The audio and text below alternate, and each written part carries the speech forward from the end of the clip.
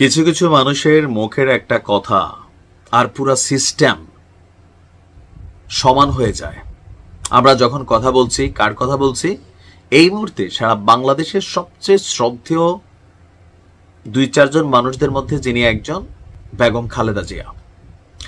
তিনি গতকালকে যে ঘোষণা দিয়েছেন বা যে নির্দেশনা দিয়েছেন, আমার কাছে মনে হয়েছে ডক্টর মোহাম্মদ ইউনূসের জন্য এর থেকে বড় গিফট, এর থেকে বড় কোনো প্রাপ্তি আর হইতে পারে না।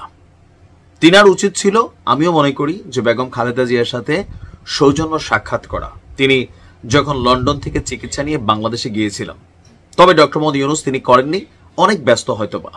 তবে এইরকম জিনিসগুলাই বিএনপির মধ্যে বা অনেকের মধ্যেই আসলে প্রশ্ন তোলে যে তিনি কেন বিএনপিকে কাটেন।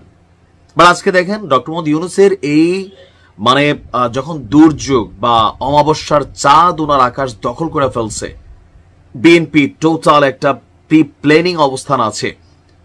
ডক্টর মোহাম্মদ ইউনূসের জন্য পরিবেশ পরিস্থিতি আস্তে আস্তে উত্তপ্ত হচ্ছে। ঠিক এই পরিস্থিতিতে বেগম খালেদা জিয়ার একটা নির্দেশ সবকিছু শান্ত করে দিবে। আমরা চাই বাংলাদেশ স্থিতিশীল থাকুক। দর্শক, অন্তর্বর্তী সরকারের প্রধান উপদেষ্টা এবং বিএনপির মধ্যে যে স্পষ্ট বিভাজন চোখে পড়েছে, নেতাদের বিভিন্ন কথা, আলটিমেটাম পাল্টা আলটিমেটাম, ইভেন সবকিছু মিলিয়ে যখন কঠিন একটা অবস্থা দেশের, ওই মুহূর্তে অন্তর্বর্তী সরকারের প্রধান উপদেষ্টা ডক্টর মোহাম্মদ ইউনূসের সাথে সরাসরি কোনো বিরোধে না জড়াতে দলের সিনিয়র নেতাদের নির্দেশ দিয়েছেন বিএনপি চেয়ারপারসন বেগম খালেদা জিয়া। কি দিয়েছেন? নির্দেশ, কোনো রিকোয়েস্ট না, কোনো আবদার না। কারণ পরিস্থিতিটা এমন আকার ধারণ করে ফেলছে যে এক ধরনের সরাসরি সংঘাতের দিকে যাচ্ছে। সরাসরি মানে যে মাঠে নেমে মারামারি না, বাট বিএনপি যেভাবে প্ল্যানিং করছে এই সরকারকে চাপ দেওয়ার জন্য, যেটা ডক্টর মোহাম্মদ ইউনূস এতদিন হয়তো বুঝতে পারেন নাই অথবা বুঝলেও বুঝতে চাচ্ছেন না, যে বিএনপির সমর্থন ছাড়া কোথাও না কোথাও এই সরকার স্টেবল অবস্থানে থাকবে না। তো সেই চাপটা যখন বিএনপি প্রস্তুত করছে, বেগম খালেদা জিয়া তিনি বুঝতে পারছেন যে দেশের জন্য এটা বড় ধরনের একটা ঝামেলাকর ইস্যু হবে। নির্বাচন ইস্যুতে বিএনপিকে সম্ভাব্য সব দিক বিবেচনায় নিয়ে সামনে অগ্রসর হওয়া কথা বলেছেন। যে নির্বাচন নিয়ে এত বক্তব্য, আমরা যদি দেখি যে বিএনপির স্থায়ী কমিটির সদস্যরা বেগম জিয়াকে শুভেচ্ছা জানাতে গেলে গত শনিবার 7ই জুন, কিন্তু আজকে প্রায় বুধবার হয়ে গেছে, কিন্তু এত লেটে কেন? মঙ্গলবারে আমরা এই খবরটা পেলাম যে শুভেচ্ছা বিনিময় করতে যাওয়া এমন 2 জন নেতা তারা এই তথ্য দিয়েছেন।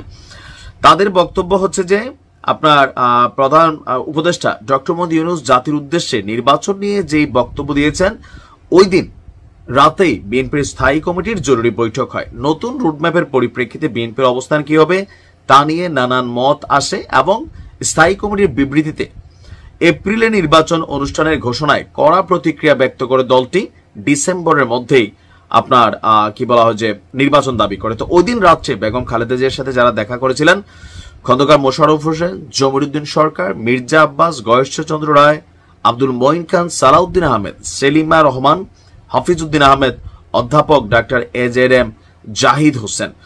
তো সূত্র মতে শুভেচ্ছা বিনিময়ের এক পর্যায়ে সরকার ঘোষিত নির্বাচনের রোডম্যাপের বিষয়টি আলোচনায় উঠে আসে। নতুন রোডম্যাপ অনুযায়ী আবহাওয়া সংকট, রমজান সহ নানান কারণে যেই নির্বাচন নিয়ে সংশয় তা তারা বেগম খালেদা জিয়ার সামনে প্রকাশ করেন।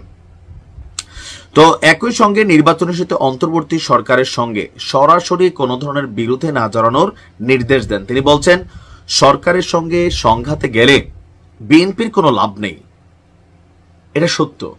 তাই বিরোধ নয়, সংকট সমাধানে আলোচনায় শ্রেয়, সেই পথেই হাঁটতে হবে।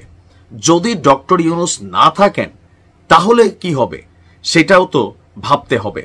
তো যুক্তির আলোকে কিভাবে নির্বাচনের রোডম্যাপ এগিয়ে নিয়ে আসা যায় সেটা নিয়ে আলোচনা করতে হবে। এতটুকুতে বুঝতে পারছেন যে এর পরের ধাপটার কাজটা হচ্ছে জনাব তারেক রহমানের কাছে, যেটা আগামী 13ই জুন জনাব তারেক রহমান এবং ডক্টর মোহাম্মদ ইউনূসের মধ্যে ঐতিহাসিক বৈঠক হতে যাচ্ছে।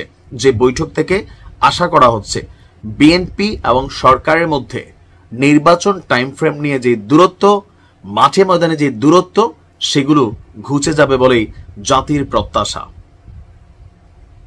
এখন বেগম খালেদা জিয়ার এই নির্দেশনাটা সামনে আসার পর অনেক কিছুই এখন পজিটিভ হয়ে যাবে। অনেকে যারা খুল্লাম খুল্লা বক্তব্য দিচ্ছিলেন তারা চুপ হয়ে যাবেন। এর পাশাপাশি সবাই অপেক্ষা করবে 13ই জুন পর্যন্ত কি ঘটে। আমরাও চাই ভালো কিছু ঘটুক, দেশ স্থিতিশীল থাকুক। ভালো থাকুন।